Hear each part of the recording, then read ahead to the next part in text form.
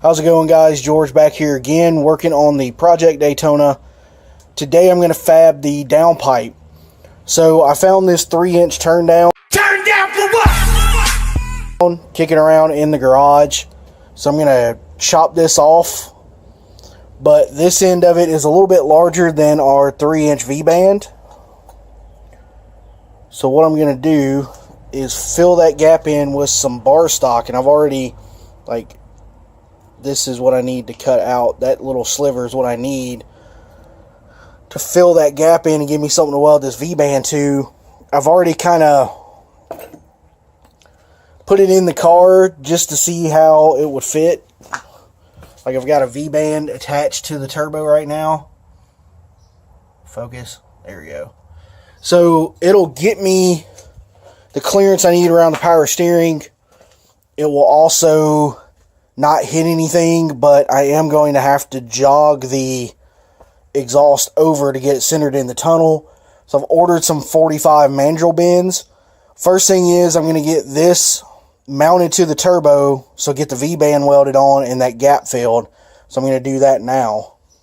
Alright, so I've got everything in place. I've got my little sliver metal and my V-band tacked on, and I've already double checked that everything will clear once this is finished welding.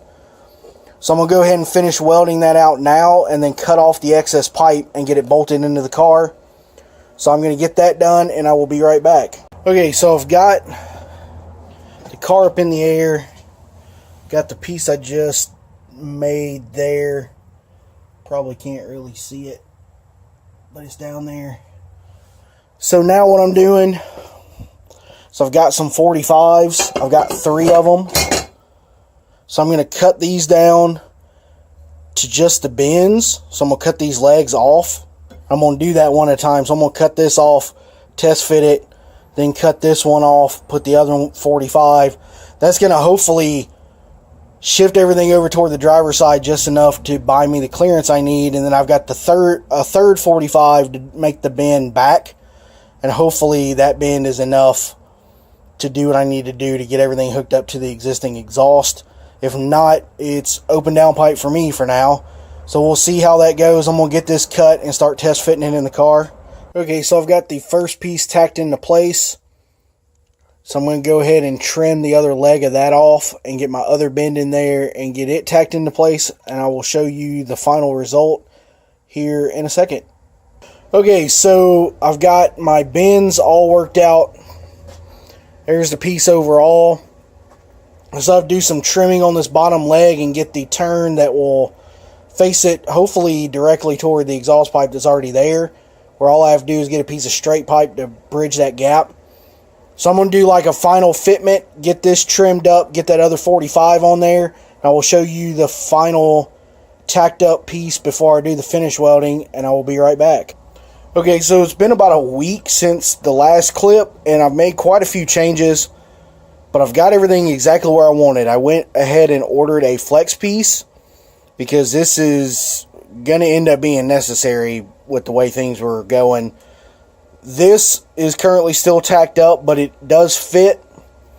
But right in this area, it hits the firewall. So I'm going to have to massage the firewall, probably remove the heat shield that's down there.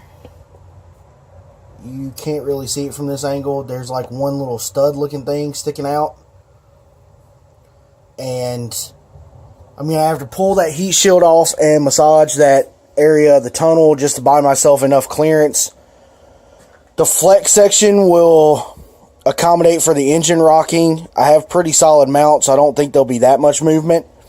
But I don't want this to bang up against the body of the car constantly, because it will just annoy me to have that clunk every time I go to shift, or whatever case. It'd probably rattle every time, knowing my luck.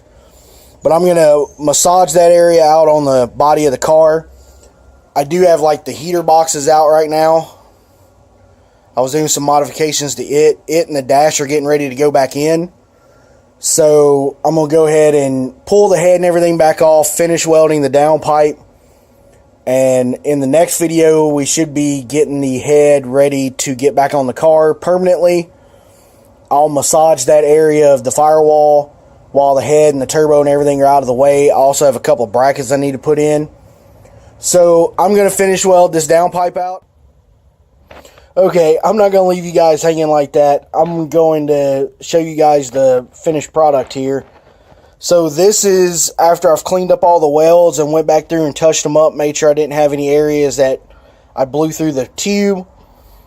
That one's big and ugly still, but I'm going to leave it because this pipe on this flex section was extra thick. And then this part is stainless. This I'm pretty sure was mild because I was able to weld it. It didn't seem like it wanted to crack or anything. We'll see over time. Gave it a good coat of fireproof paint. And this has a curing process, so I'm doing that now. So I'm going to have to heat it up and let it cool down a few times. Then after that, I'm going to wrap it with some cheap Amazon titanium wrap. So I'm going to show you the wrap here in a second. Okay, so here's the final product with the heat wrap on it. I'm mainly heat wrapping it for this section here that's going to be close to the firewall. So up here I couldn't make a tight bend and keep the V-band clamp where it would go on correctly. So I know I didn't really talk about what I was doing as I was doing it. But basically I just took my 45s and just cut them and trimmed them down where I needed them. And then just kind of marked them with it in the car and then pulled everything apart. I went in and out of the car about, I don't know, 20, 50, 100 times. Back and forth, kind of modifying my angles, marking it, tacking it, test fitting it again, just back and forth. But we did get this done. Another piece of the puzzle. What that means is, I put the heater box over here in the way.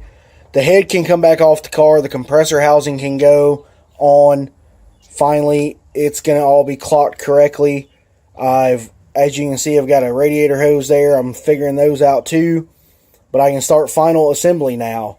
So the next video should be prepping the head to go back on the car. Getting everything bolted on. Doing the rest of my heat shielding and stuff. So I hope you like this. Subscribe to the channel, like the video, share it with your friends, go to Facebook, Instagram, all that good stuff. Like and follow there, and I will see you guys in the next video.